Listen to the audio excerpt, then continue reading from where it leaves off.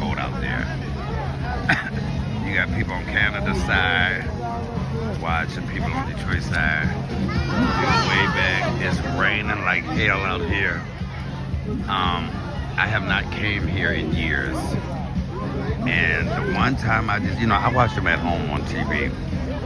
And I told y'all one time, once before, I stood right over here when I was younger with my mama. And it felt like the fireworks was falling on top of us. It was the most beautiful thing, but I did not like the crowd and stuff. I didn't like the crowds and stuff. Oh, it's starting to rain real bad.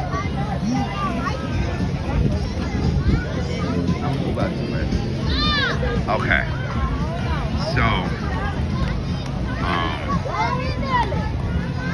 I decided to come. The one good thing is not as crowded as it normally would be.